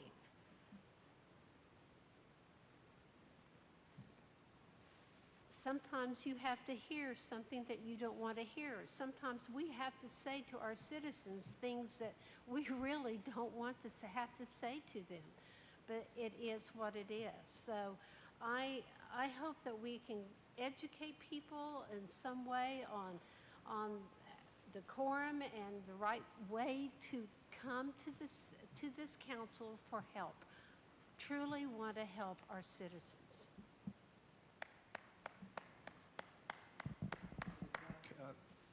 If I may, I know I'm the new kid on the block, so I will think about what I'm saying. And what I'll say is this. I don't think, here's what we have to understand, is that when we do personal attacks against council, you then restrict the pool of people that will want to run. And there may be really good people that want to run, but then they see that and they say, I'll pass on that. So I'll say that. That is something that I think the citizens have to understand. But the other part to it is, and I think Councilman Warren touched on it, is the citizens need to have a clear understanding of how to bring up a grievance if Councilman Epps is seen running down the street streaking, if you've seen that old school show. But in all seriousness, I think that there has to be a fully understood process to escalate grievances if Councilman Epps has done something that could be questionable. And I know there is a process. I'm just not sure. I'm not sure that everyone understands the process. But I do think to expedite the meetings and to get at the meat of what we're trying to do, I'm not sure how productive it is to attack Epps from that stand to here while we're trying to conduct business. But you do need an outlet of some sort. Okay, other comments? Other suggestions of how we might move forward? Mr. Hampton? Okay, sorry, yeah. Mayor, just to let the citizens know, especially in Ward 5, if you call me, I will call you back, and if I didn't call you back, it's because something came up. Matter of fact, I had to return a call during my election cycle. I had called them, and they thought that I was a solicitor, and I text them, and they never text me back, but we got that straight. And generally, my wife says, Alan, I don't know how you sit there and listen to 30 minutes of complaining. You're just really, really more patient than I am. But you know, when you have a problem, generally it gets down in your craw. That's the Oklahoma term for down in your gut. And you just got to get it out before you can begin to make sense. And this is how it might have been my... anyways, so I let the people kind of talk until they kind of get it out of their system a little bit, and they're a little bit more sensible, and then we decide on what the options are to fix that problem, and then we pick the first option to fix it, and usually we get that problem fixed. And I know that not everybody in my ward likes me. That's just a part of life. But those that want to talk to me and maybe fix a problem that they have, we will get that fixed. And I'm determined on that. And I just wrote a couple of things down here. You can have a complaint and you can have a problem. A complaint can't be fixed because that's part of the getting out of your system, in my opinion. But if you give me a problem, then we're going to find a way to fix that problem. And I think everybody else up here probably has the same experience that I do. And during that part where they're trying to get it out of their system, they don't even know how things work at that point and don't really care how they work. And a lot of times I listen to people talk, I don't really say anything, I read something on Facebook, and I think they're just ignorant. And I don't mean that as a put down. Ignorant means you just don't know how things are working, and you're speaking about something that you don't know how it works. You know, during our debate, I tried, there were people that were up running against us. The election's over now after 7. There were people up and running against us, and they're saying, you got a problem putting those overlays in there. You shouldn't be putting those overlays in there. And I'm just going to say this real quickly. We're not fixing anything by overlays. We're doing a quality of life stuff because you're complaining about your cars getting bumped up because of the ruts, And that overlay is going to buy us time. 10 years is what they say. Then we're going to go ahead and fix that road. But you can't fix the road until you fix the plumbing underneath the road, because if you fix the road with the plumbing messed up, then you're going to have to dig up the new road that you just fixed to fix the plumbing underneath. I have seen that in my ward. So we have a plan. Let's fix the plumbing first, put some overlay on it, so we can get the money to put together to actually fix the road. That way we don't have to go back. I don't expect everybody to understand that, because they're not up here trying to make a decision on the best way to get something done. But we are trying to get something done. And I listen to the complaints, Some of them have to do with the lack of patience, some of them have to do with other things. But I think a lot of it has to do with do your homework and find out what you're doing. All of us up here are successful people that have run businesses and done other things and are doing well and don't really even need to be up here. But we want to do something to try to help the people. I've seen people, I'm just going to bring up Councilman Gill. He is an engineer. That's what he did all of his life. He is giving his services pro bono to this city for free. So send us another engineer up here on council, because all of us can just bring up here what we can do, and that's all we can do. You know, we can just help and give what we have. And so, you know, you complain about Mr. Gill, then why don't you find another engineer to put up there to replace him so that he can help us with the roads? And I say us is because of citizens, because all of us represent the citizens.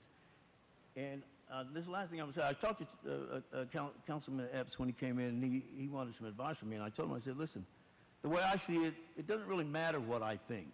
And I do have some strong opinions about some things. It matters what the citizens that I represent think. And they tell me what they think. And when I come up here, I'm thinking about what they think, not what I think. And so if I give someone advice that comes up here, then I have to give them the advice to say, listen, you got to represent. I mean, if you go back and study the history of our country, the representation was a huge, huge thing. Anyways, I was kind of born on the Boston Tea Party, and that the whole Boston Tea Party was about representation, taxation without representation. You know, I studied that because I thought it was kind of significant. But anyways, thank you, Mayor. I just like to say that in anything that we do or anyone does, it needs to be professional about what you say, what I say, what anyone may say. Be kind. We don't have to attack one another. You can even pull a council person to the side. I've had people pull me to the side and talk to me about different things that's going on, you know, with them or within my ward. They come to me. It may be in person. It may be through email.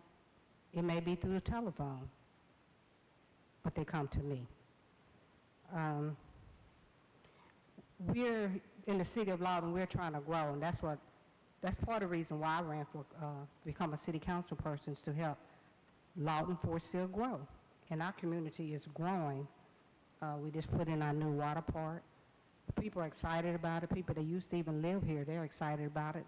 Guess what? They're going to come to Lawton to see our new water park.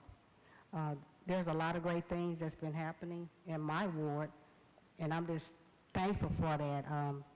The infrastructure being improved all over in the Ward 7. A lot of people didn't know out there, Southwestern Medical Hospital, a lot of people didn't know that was in Ward 7. Guess what? When I was campaigning, they wanted that, the entrance fixed. The citizens behind there wanted their roads fixed. Guess what? In less than a year, mission accomplished. It's been fixed. My Rancho people, they was wanting their back road fixed. Guess what? That's happening right now. So it's all about, and there's a lot of more things that I can go on and name. Mill and overlay, speed humps, everything that's being added. But our main thing is to try to work together and to continue to have the city of Lawton to grow. So when you come for the audience participation, that's what it's about. What can we do together to continue that our city will continue to grow? What can we do? What can we do to work together to make that happen? But there is a way, there's a time, and there is a place for everything. When you come for audience participation, that's a time to let us know how we can improve our city together. That's all I have. Mr. Gill. Seems like it'd be appropriate for me to say something. I think I will. I've seen through the years, before I was on council, and especially since I've been on council, people come forward with problems and complaints. And they will tell us about them, and someone up here, every time, will try to take care of that problem. A lot of council people, through the years, have been jumped on and criticized of things, and things said about them. We have a code up here, and as council people, being elected by the citizens, we want to look like we are professionals, so we don't say anything back. That's our code. We let people say what they want, and then they go sit down. So any fake news, anything that's said that isn't true, we don't correct the record at that time. It just is said, and whoever says it goes and they sit down. So whatever council person up here has been attacked, we can't say that those things didn't happen, or if they did happen, they didn't happen like they did, or if they never happened, or if things were said. There's a lot of fake news put out. I think it's catching maybe from what we call social media. People don't always know the truth, but we try to honor the code up here. We try to be professional, and we try to be honest. And just because you have a different opinion than someone else, that doesn't make it fake, and that doesn't make it wrong. I want to say one more thing. I think the Lawton Constitution, which I normally don't say a lot about, put an excellent article in the Sunday paper here a week ago about elected officials and the rights that elected officials have and the things expected of any elected official, either at federal level, state, or city. And you do not lose your rights when you're elected to an office. I think it was a real good editorial. I think it's something everyone should read. And then you can get a grasp of really what people should and should not do instead of have fake news out there. Council, Mr. Uyghur, do you have something? Thank you, Mayor. I think as a community, and especially as City Council, I believe that we've made an effort to consciously show our citizens you are being heard. We want to hear from you. It doesn't mean we'll always agree, but one of the things that comes to my mind as we have disagreements, as we have concerns, and we share those with council members, we want to keep a few principles. And, you know, some people live their lives based on preferences. Other people live their lives on principle. A principle is a truth that never changes regardless of the culture. It's just a principle. It's a truth that is forever true. Now, we can go back to the prophets, and one of the warnings that Israel was given is they allowed truth to fall in the streets. Nobody cared. But that's not the case in Lawton. We do care. You care. That's why you share your concerns. You share your problems. We care as city council, as mayor, because we want the best for you. Paul told Titus one time, he said, I'm going to send you to Crete. Crete was an island around the Mesopotamia, and it wasn't known, the residents of Crete were not known for being reputable citizens, being the kind of people you would let your kids play with in the streets. They were very cruel. And so Paul said, you know, we've done a part to try to help them and make them aware of principled truths. And Titus made this, Titus was given this instruction by Paul, and he said, let me encourage you in Titus chapter 2, or chapter 3, it's chapter 2 or chapter 3. And he made the comment in the first 2 verses. He said, speak the truth, but speak no evil of another. Paul told the Ephesians something similar. He said, speak the truth in love, but season it with salt. We all know what love is. It's not physical. It's patient. It's being kind. It's being gentle. It's not easily provoked. And it's so much more. Because you want to hear what is being said. What's your concerns? How may I help? And try to make the difference. And I appreciate a community like Lawton that does listen, that does hear, wants to make the difference. Is there areas that we can improve? Always. Why? Because I'm not sure about you, but I know I'm not perfect. Forgiven, but not perfect. So what does that strive me to do? I want to strive together to do better. And so I appreciate citizens sharing their concerns. Know that you've been heard, you're being heard. But there's a right way to approach this, and I don't think the use of profanities and personal attacks and all that kind of stuff. Speak with them face to face. Speak with them personally. And I think you'll see even a greater impact in our community. Thank you, Mayor. Other comments? Okay, where are we?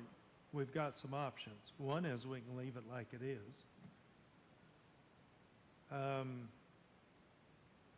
We have rules against a lot of what's said, but as you can see, every time I try to enforce the rules by saying cease and desist, it blows up. So I'm not sure the rules do much good. We could do what Broken Arrow does, have them type it in online and read it into the record. Or we could redact the things that violate the rules and read it into the record, or we could just put it in the record without reading it. Edmund has theirs at the end of the meeting.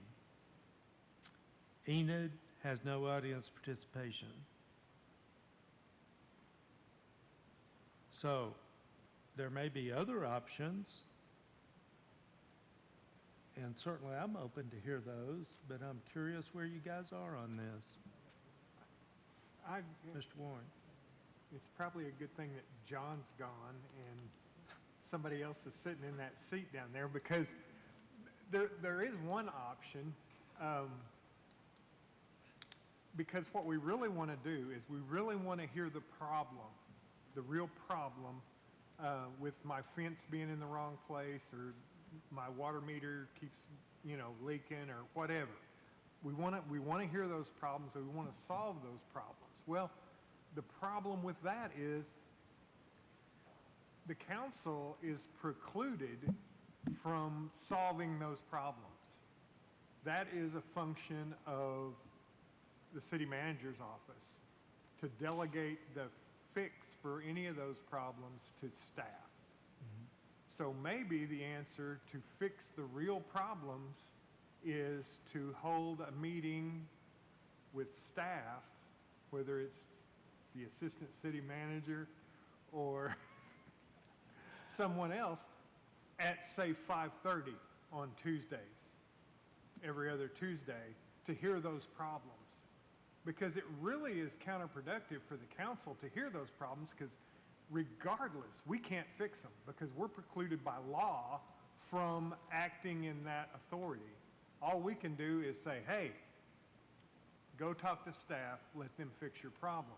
Why not cut out the middleman? Just let them go to staff for 30 minutes on every other Tuesday and get those problems solved. Now, that doesn't mean come and yell and scream and throw a fit and complain about politics because staff can't do anything about politics. All they can do is fix your actual problem. Kind of a crazy thought, but No, I don't think it's crazy, actually. I had a similar thought that an elected official could take turns with the city manager or the deputy city manager or their assignee and receive those comments before a meeting. And so mine was a little bit different than yours, but that's certainly an option too. Anyone else have thoughts on where we can go? Mr. Epps? Randy, can you hit your button? Oh. Go ahead. Okay, I'll get it down. I don't know that I have the solution. What I want to caution is this is something I learned in the military. You have to be careful, whatever we decide, you have to be careful not to punish the masses for the few. So we have to be careful about that. And I don't think that Councilman Warren's idea is a bad idea. I just wonder, have we just moved the problem somewhere else? And now are we subjecting our city staff to something that we would not want to endure? Just food for thought, and maybe there's another way to approach that. I'm more, what's the solution to enforcing the protocol that's already established? Because our current way has some challenges. Those are just my thoughts. So, thank you, I appreciate that. And I really think that the goal of audience participation is so that council, that for citizens that don't feel they're getting action from the city, can come and say something to the council. And I do think that all of these options give people a voice about those situations. I do think that the political discussion, for instance, in Mr. Warren or the version that I said, the political discussions are muted. But the purpose of audience participation was never political or attack. So I think that all of these, including the no audience participation, people have a voice. That's what you're elected for, and your phone number is published on the website. So we are not shutting down people's voice, and people have more voice today, more options for voice than they've ever had before. You used to go to the coffee shop and complain nobody knew what you were saying except people in the coffee shop. Now you get online and everybody in town knows what you're saying. And we'll all be online soon if we're not now. So I think we got to remember the purpose. The purpose is to make sure citizens that don't think they're getting response from the city of Lawton can come and voice their concern, and we can direct the staff to take care of it. And that citizen may get a reason why it can't be done the way they want to. That happens a lot. Sometimes the citizen's wanting something the city's not in control of. I think that the Broken Arrow solution, the violations of the rules could be redacted before it's posted. It hasn't, following the rules, when I say cease and desist, is not very popular, even though the people are breaking the stated rules. So, there's my thought.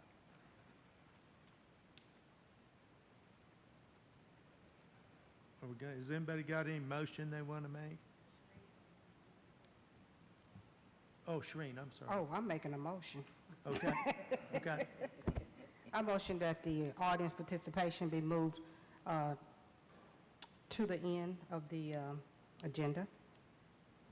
Okay, I have a motion on the floor to move audience participation to the end of the agenda, and we have a second discussion. Please vote. Hankins Booker.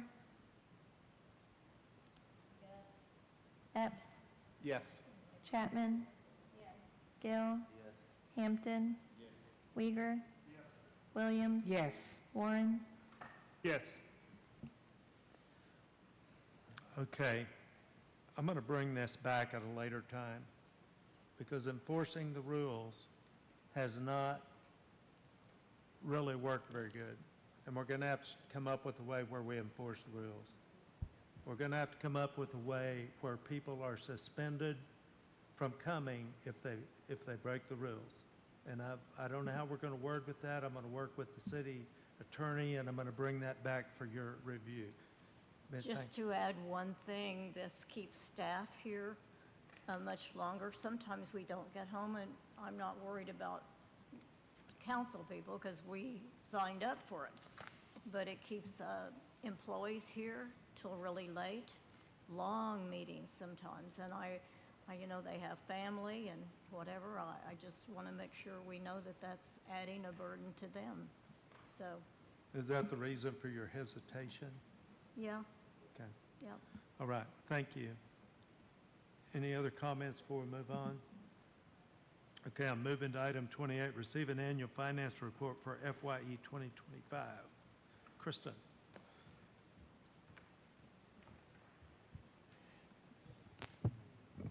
Good evening. A couple disclaimers before I get started on the first page here. Number one, these numbers have obviously not been audited yet. That will occur later on this year. This report will be available on the website sometime tomorrow. And the first page that I'm going to go over does not include interfund transfers. It is pure revenue and expenses only. So I'm going to start with that first block under revenue. We're going to go over the general fund revenue. Total revenue for fiscal year 25 for the general fund was $64,034,731. This was $11.8 million above what was received in fiscal year 24 and $9.7 million above what was budgeted for fiscal year 25. Primary reason for that was the insurance proceeds we received for the mall roof that came in pretty high. The next block is the Lot and Water Authority Fund revenue. This is the utility bill revenue. Total revenue for the year was $62,132,848, which was $67,693 below what we received last fiscal year, but $3.2 million above what we had in our budget. So overall, total general and Lot and Water Authority revenue for fiscal year 25 was 11.51% over budget. Down at the very bottom is the expenditures for the general fund, enterprise fund, capital outlay, and then the sewer rehab fund. Total expenditures for the year for these funds was $613,874, which was $22.3 million above what we spent in fiscal year 24, but $33.7 million below what was budgeted for fiscal year 25. Any questions on this page before I move on? I know I went over that fast. Yes. Thank you. Mayor, thank you. Question, Kristen, on the, let's see, Water Authority Fund, how does sewer, how does it have a decrease of 1.06? I would have to look into that. I don't know. Because that's paid with water? It is. I don't understand. How would the sewer come up short? Well, we budgeted, we were a little aggressive likely on the budget okay. for that. Okay, thank you. Any other questions? That's KSWO. Is that 100%? Okay, I'll move on to the next page. And this is for the general fund, and this does include interfund transfers. So you'll see up in the top right, we have general fund there in big letters. And then just below that, I have general fund fiscal year 25 revenues. These are the actuals. It was $89,067,815. Our expenses were $106,923,184. So our difference, which is essentially a net loss for the general fund, was $17,855,369. Any questions on this page?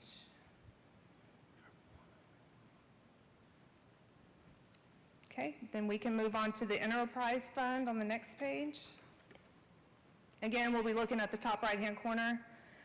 Revenues for the enterprise fund were $60,110,430.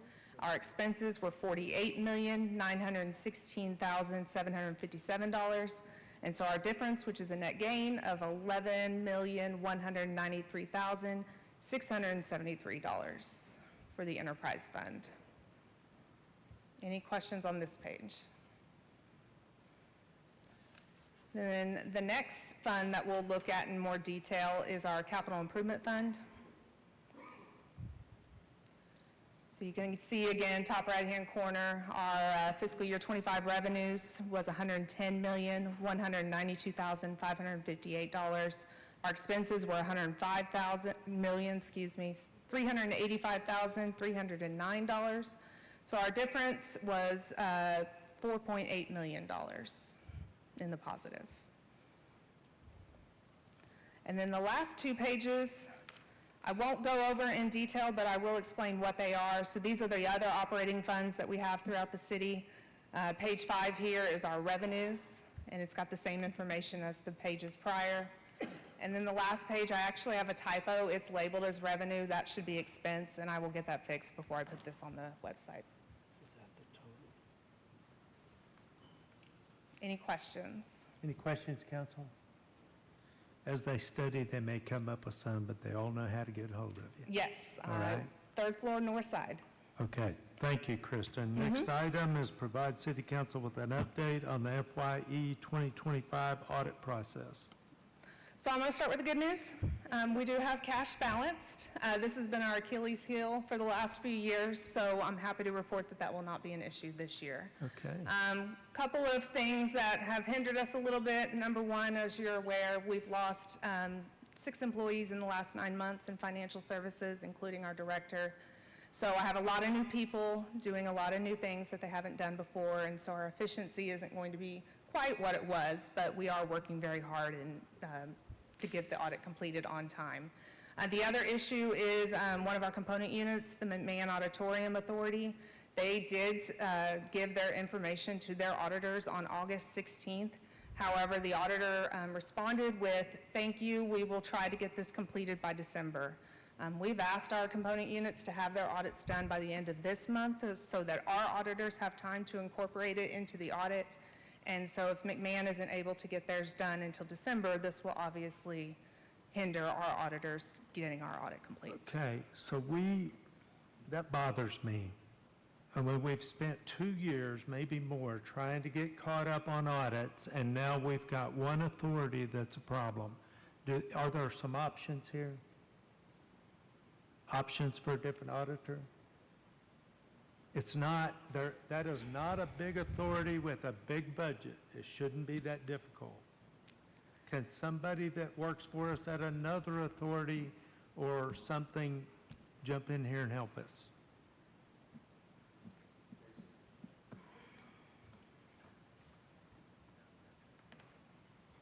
So we have reached back out after that email and followed up saying that we do need it much sooner. And they have come back to us saying that, we are looking at possibly in October. So we got all of our stuff handed over to them in time for them to possibly hit that October or November deadline for us to then turn it over to the city. Hold on for me just a second.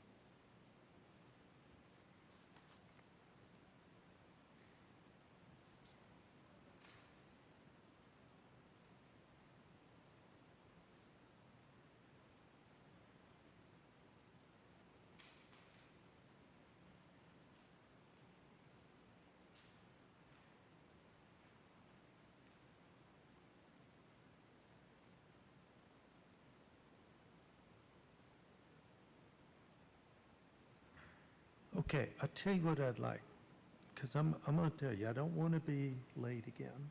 And we have a target for December 31. I think we need to stay with it. And while this isn't an action item, I think that by a nod of head, the deputy city manager can get the drift. And I think we need to direct the city manager to get directly and personally involved and making sure that all authority audits are going to be on time, and find solutions and don't make excuses. Mr. Warren. I was just going to mention, and I don't know, legal, I guess, probably would need to look at it, but in the future, we probably need to incorporate that into our service agreements, that any audit agreement that the authorities enter into has some mention of a drop-dead time that it has to be done. Because if an auditor can't get that accomplished, then they shouldn't be awarded the bid to begin with. Okay, now, everybody can nod their head yes or no on those items. Randy's kind of amended it. I'm not sure we don't need to come back with an agenda item to firm it up at the next council meeting. But I think we need to let the deputy city manager know our expectations. And you can do that by nodding your head, and that will give him consensus, and we'll put an agenda item to firm it up. So, Mayor, we have been including language to that degree in some of those agreements, support agreements. I'm not sure whether or not it's in that particular agreement. I was going to say, I'll double check the agreement, but I know that it was understood, and that we did look at this last year, that those different trusts and authorities that did not meet certain deadlines were at risk of not getting funded the next year. So there is that understanding or that policy, and so the McMahon Auditorium Authority, working with our auditor, they understand, and that I've been in communication with them that we need it sooner than December in order for the city to hit their deadline. And I've let them know that the city is serious about hitting their deadline this year. In previous exchanges with the auditor, they're like, oh, well, the city hasn't been on time. And I said, that's different this year. We have new city management, we have new council. The city is hitting their deadline, but they need us to hit ours first. And so our auditor has been made aware of that. We'll go back and review all the support agreements and start making sure that's included. okay. Any other comments on that? You kind of catch the drift, council? Can I have a motion for executive session? Please call the roll. Hankins Booker. Epps. Chapman. Gill. Hampton. Uyghur. Williams. Warren.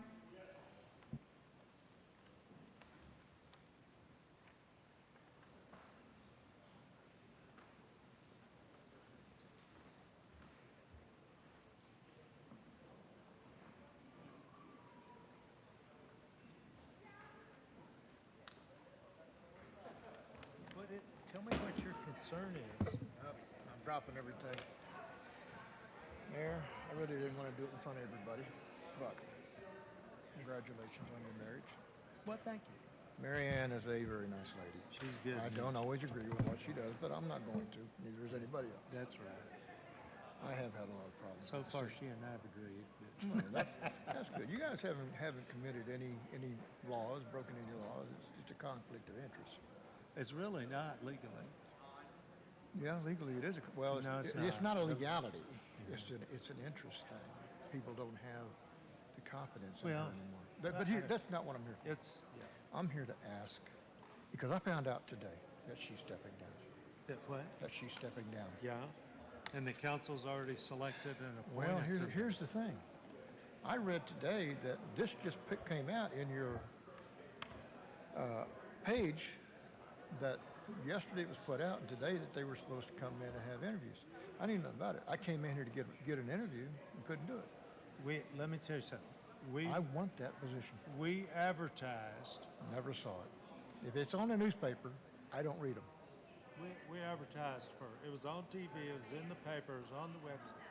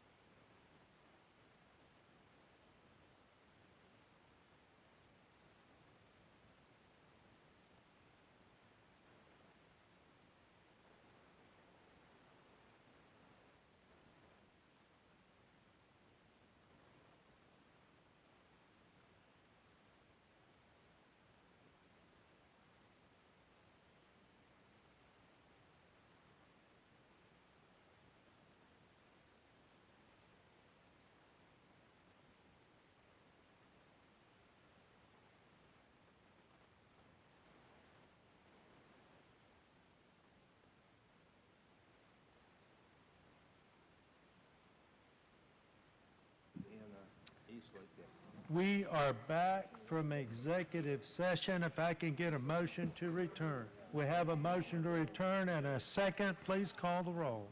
Hankins Booker? Epps? Yes. Chapman? Gill? Hampton?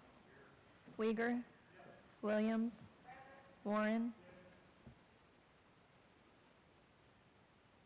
Executive session item number 30, Tim. Pursuant to Section 307B1, Title 25 Oklahoma Statutes, council convened an executive session to discuss the recruitment and selection process for position of city attorney, including potential executive search firms and candidates. Been advised that conversation occurred and no action is necessary. Do I have a motion for adjournment? Do we have audience participation? Oh, audience participation. Mr. Philpott, I do apologize. Thank you for reminding me. Okay, this audience participation, Mr. Philpott did fill out the form ahead of time as required. Go ahead, Mr. Philpott. Thank you for seeing me, folks. Even this late, it's almost 9 o'clock. I'll be brief. My name is Theodore Philpott. I live at 2302 Northwest 32nd Street. I've lived in that house since I was 9 years old. I've lived in Lawton since I was 4 years old. My dad was in the service. I was in the service, did my 20 years. I served from 73 to 93. I retired out of the paper plant in 2020 after 21 years from the time they were building it until they retooled it. I'm here to ask to be interviewed. I know you guys have made a decision, I understand what I'm being told, for Ward 1. I live in Ward 1. I've seen the crime in Ward 1. I've seen the destruction of the homes. I've had home invasions. I put people in jail for stealing from me. But I'm going to tell you right now, I'm seeing things begin to turn around. Begin to. You got a hard job here. I'm not telling you you don't. Ms. Chapman, I applauded you today because of what you said. It made sense. People come in here because they're mad, Mr. Gill. Some of them are mad at you, a lot of them. Yeah, it does. That means they're upset about what's going on. And some of you are right. They don't understand, Mr. Hampton. They don't understand. We're not communicating properly. I want to be considered for City Council Ward 1. All I ask is for an interview from the mayor and a manager, which I understand is the ones that's doing it, to see if I'm qualified. So let me give you some of my qualifications. I joined the service in 73 as an artilleryman. When I re-enlisted in 77 prior to going to, or 75 prior to going to Reforger, here's what happened to me. I re-enlisted, got promoted to E4, transferred into maintenance, and became the motor sergeant all in one single day, as an E4. Went to Germany, spent 3 months, moved my battery without any breakdowns, M109s. No breakdowns. Yeah, we did maintenance, we did our equipment, we fixed it, did it right, and I've only got a few minutes. But I am more than qualified. I worked for 4-star generals, doing a lot of stuff, and I'd like to be able to tell you what I know and what I can do and what I can try to give to this town and give back. That's all I want. Thank you for your time. You timed that very close. Thank you for coming. Thank you for participating. Can I have a motion to adjourn? I have a motion and a second. Please call the roll. Hankins Booker? Epps? Yes. Chapman? Gill? Hampton? Uyghur? Williams? Warren? We stand adjourned.